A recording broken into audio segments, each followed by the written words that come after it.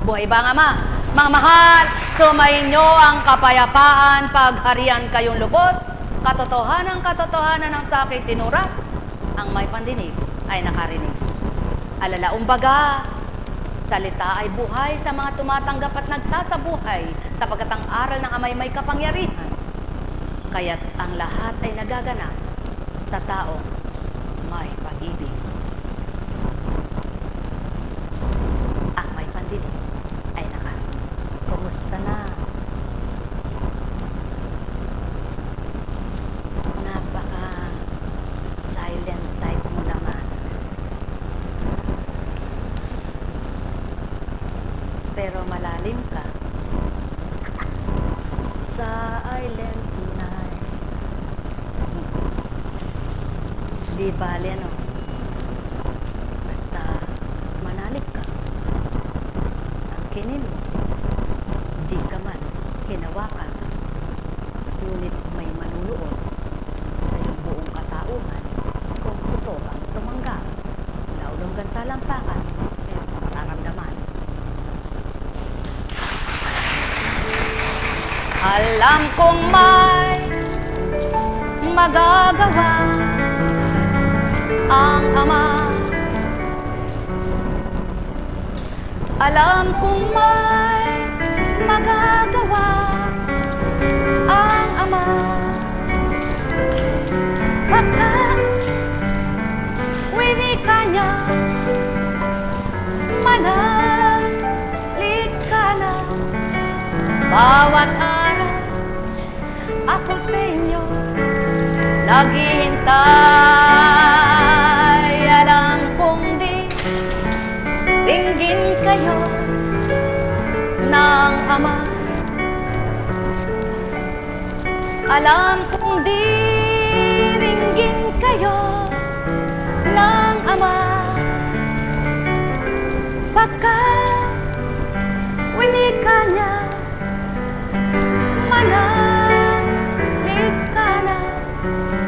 Bawat araw ako sa inyo may nakalaan. Mayroon magandang mangyayari sa inyo. Aking mga minamahal,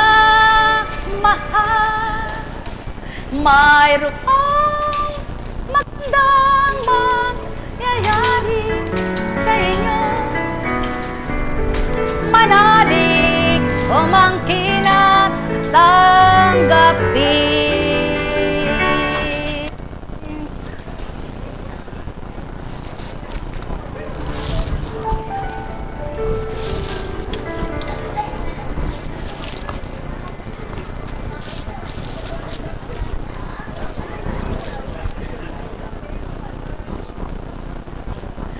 Bilang lingkod na naglilingkod, tanggapin man ang hindi ng iba. Pero ito lang po ang masasabi kong maliwanag sa inyo. Bilang isang naglingkod sa maglalabing-3 taon na sa Oktubre, napakarami ng experience, ano? Kaganapan ng mga dulog, dinulog. Marami ng kaganapan na pagdulog. Subalit, sabi nga, ako'y walang talino. Wala akong katalinuhan para sa lahat ng mga tinatanong ng tao, ay maitugon ako.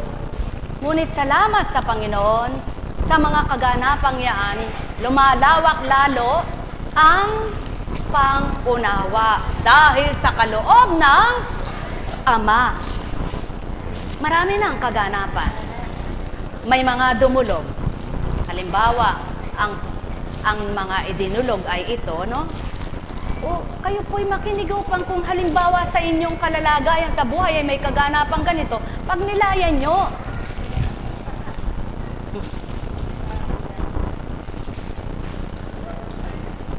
May dumulog. Bakit po kaya eka ang aking anak ay gayon ang ugali? Hindi po ikaw yun. Marami po. Isang halimbawa lang po, kung ano lang po ibahagi sa akin, siya lang po may sisiwalat ko sa inyo. Ano po? Pakinggan niyo po. At tingnan niyo po kung paano, saang anggulo, ang pagkilos ng Diyos. At kung paano siya mag-apuhap ng mga anak niya para tanglawan, maliwanagan, at para mabigyan ng pangunawa. Ang sabi, ako po ay kay hirap na sa anak ko. Lahat po ay ginawa ko na. Bakit ayaw po niyang magbago? Siya po ay kay ganito.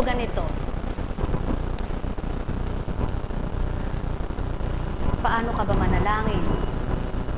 Ako naman po ay kay tapat na nananalangin. Lagi po ay akong umiiyak sa Panginoon. Ay, katulad ngayon, kung kilala mo ang Panginoong tinatawag mo, kaya ka nga kinakausap, kung bilang si Kunting ito, ay hindi ka mauulatan ng tama. Damhin mo espiritu, kung totoo. Ba't ka umiiyak? Kasi nga po, hirap na hirap. Ganito, anak. Ang pananalangin, tamang maiyak ka, lumuha ka. Subalit, huwag mo itatanim sa puso mo. Kailangan ang pananalangin mo'y sa isip, sa salita, at sa gaway, tapat ka totoo sa Ama. Yung idinulog mo'y pananaligan mong tatanggapin mo yun. Aangkinin mong sa'yo'y mangyayari yun.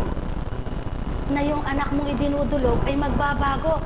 Hindi yung katatapos mo lang manalangin para sa kanya nang makita mo'y minura mo anak mo. Hindi ganun, anak. Kundi nang makita mo ang anak mong sa'yo'y nagkakasala at nagkakamali, yakapin mo. Kausapin mo. Anak, ako hirap na kung mahal mo ba ako? Ba tayo mo sumunod? Hindi yung mumurahin mo kung ano-ano sasabihin mo. Paano mo mapagbabago sa masakit na salita mo? Kaya naman ako, anak, ang mga salita ko'y puro kabanalan. Upang ang masamang pag-iisip ay maging banal niyang isip ang manahan. Nagsalita ba ako ng masakit, anak, sa banal kong kasulatan? Nagsalita ba ako ng pagmumura? Ng pagtutungayan? Hindi, anak. Lahat ay pagmamahal ang kalaki. Lakipan mo ng pagmamahal ang pangungusap mo. Hindi yung pananakot sa anak mo. Hindi yung sasabihin mo sa anak mo, pag di ka nagbago, ano kaya tanggawin mo, anak? Basbasan mo ang anak mo. Sa pangalan Diyos Ama, Diyos Anak, Diyos Espiritu Santo, magbago ka, anak. At kung natutulog siya, sa halip na galit ang puso mo, inis na inis ka, pagmamahalang madama mo, basbasan mo pa rin siya. Kapag umaalis siya, basbasan mo siya. Hindi yung habang umalis, minumura mo. Paano maghihilom ang galit niya noon? Paano mawawala ang galit niya, anak? Ganyan ako, anak. Sa lahat ng nagkakamali, ako ay umaapuhap. At ang pinadadama ko'y pagmamahal, hindi galit. Subalit, ako ay kay may hangganan. Kapag hindi ko na makuha sa mabubuti kong pamamaraan, winawakasan ko kanyang buhay. Ano ba gusto mo? Wakasan ko na buhay ng anak mo? Ay, hindi po. Ganun pala eh. Wakasan mo pagluha mo, tapusin mo ang kaguluhan ng isip mo, at baguhin mo ang pananampalataya mo. Panaligan mo. Anak mo'y magbabago. Aba, mga ilang buwan. Salamat po ang anak ko'y nagbago. Sino nagpabago? Ang salita mo ba? O ang pagmamahal mo? Buhay ba, Ama? Mga minamahal. Ano pa? Naku, Eka, hindi ko matatanggap yan kasi Eka, may asawa yung ginugusto. Paano, Eka? Paano kung Eka ginawa rin sa kanya? Bakit mo tinasahan ang kapwa mo? Hindi naman lahat ng naghiwalay na tao ay may kasalanan ay lalaki. Tama ba? At hindi lahat ng tao na masama ay talagang masama. may taong nagagawa niya ang gayon dahil sa ginagawa rin ng kanyang kapwa. At yun ay naunawaan ng Ama. Napatatawad niya sila. Subalit ang hindi tama sa kanya, nagmamaang-maang kang mabait, mabuti, pero hindi ka naman pala mabuti. Yun ang mapagpaimbabaw. Subalit yung mga totoo sa kanya, inaamin yung kakasalanan, yung mga pagkakamali, yung pagkakasali, inamin at nagbagong buhay. Bibigay pa rin ang pagmamahal. Mamahal, kung lahat lang ng tao ay totoo at nakikipagtotoo, ang totoong nakapagpapatibay sa pagmamahalan ay katapatan, katotohanan. At ang katapatan, katotohanan, tanda ng pagmamahal. Kaya't kung ito nasa tao, lalapit man sa iyo ang alam mong tukso, ilalayo mo sarili mo, sapagkat alam mong mali yaon. Mga mahal, sino nga tapat? Sino ito? Tulad ng hawak ni Constancia, bakit hindi ko ito pinabitawan sa kanya? Tandaan ninyo, araw-araw may daladalang kaloob sa tao. Ang tao lang ang hindi makasuri.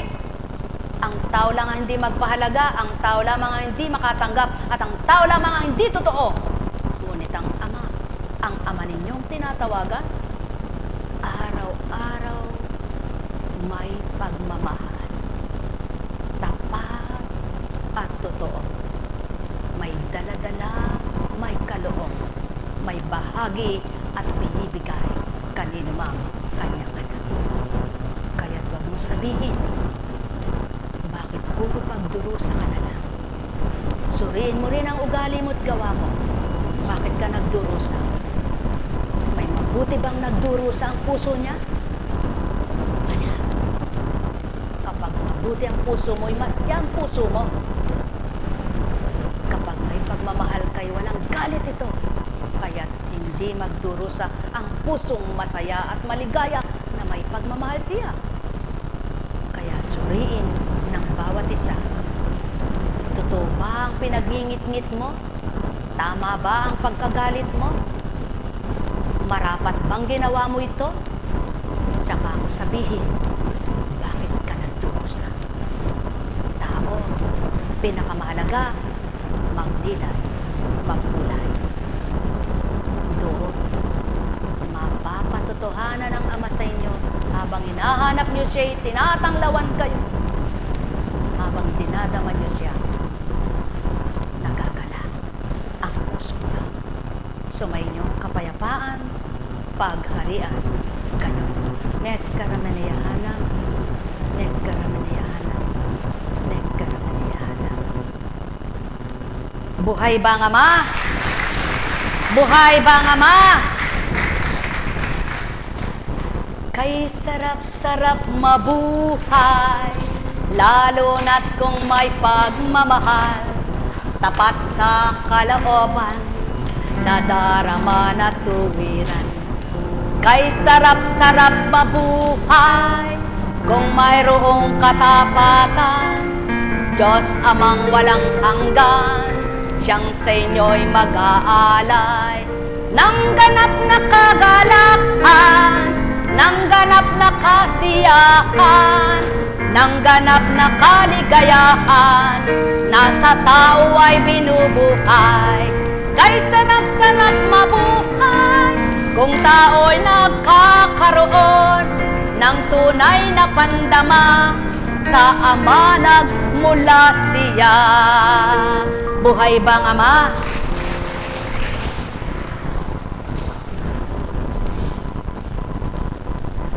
Ba? Katakataka. Katakatakang naiba na ngayon lang nangyari to.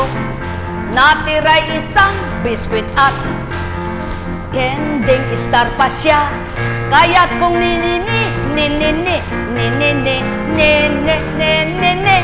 ninanamnam mo ang salita ng Ama, liligaya ka akin yo. Ba, paano nangyari yan? Kaya lahat na imposible na pangyayari ng Ama eh. Oh, nilaglag mo ba doon, Cecilia, yan? Aba, sinong naglaglag doon? O, ako, inaangking ko bilang tao. Binigay ng Diyos sa akin yon. Kaya, yun ang pananalig ko, sigurado. Magaganap sa akin yon. Buhay ba ang Ama? Buhay ba ang Ama? Mababait kayo, no? Mababait po talaga kayo, no? Dahil po mababait kayo, ako po'y bibiyahe ngayon, eh. May pupuntahan na naman po kami na kailangan balikan, eh. Dahil bukas ay gawain. Ano? Talaga pong napakabuti ng Ama. Partisyon. Nga po, kunching na yan, puro eka.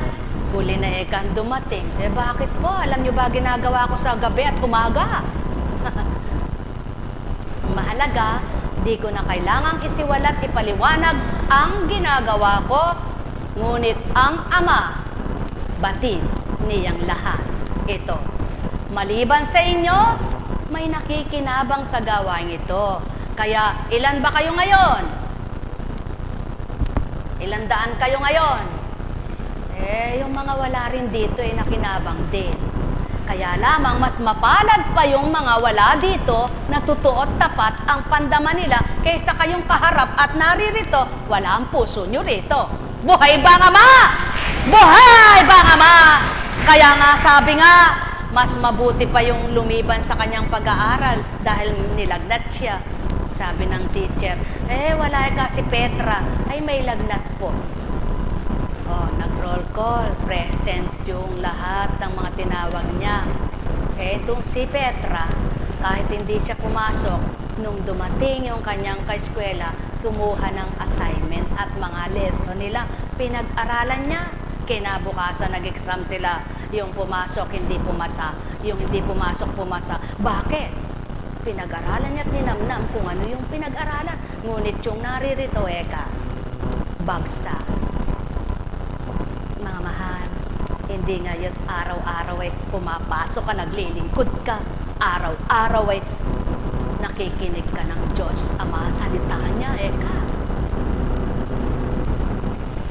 doon sinusukat. Hindi. Tandaan po ninyo, katulad ng isang relihiyon, mga relihiyon, hindi ito ang kaligtasan, kundi ito ay isang samahan na mga sektang tinatawag na iba't ibang pangalan na binuo ng tao, sa talinong pang tao, na hindi lahat ay sa Espiritu nagmula, upang sa gayon ay may matawag na samahan ng relihiyon. Subalit, hindi yun ang kaligtasan. Kaya, sa lahat ng relihiyon, may mabuti at masama, may mabuti at totoo, at ang totoo at mabuti siyang sama. Buhay ba ang Ama? Buhay ba ang Ama? Ngunit, huwag sabihin, ang sa amin ang maliligtas at kami ay maliligtas. Wala. Hindi pwedeng sabihin ng sino man sa inyong tao yan, sapagkat ang Ama ang hahatol kanino man at siyang magtatakda ng kaligtasan. Sumayin niyo ang kapayapaan, pagpalain kayo. May tanong po ba kayo? Kaya wag humatol, humusga. Bigyan kalayaan. Kung saan siya ba, doon siya. Kung ano siya, ay ano nga ba siya? Ang mahalaga, si Ama ang nakakakilala sa bawat isa. Pagpalain kayo. May tanong po ba kayo? Wala kayong tatanong, ano? Dahil wala kayong tatanong, ikaw may tatanong.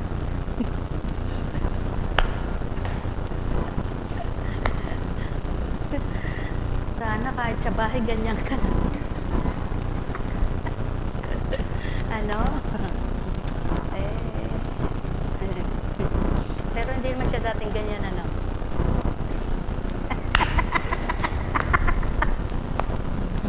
Ano?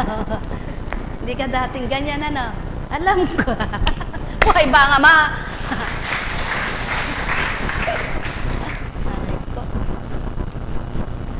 Manalig ka, mawawala yan sa pagdubay ng Ama.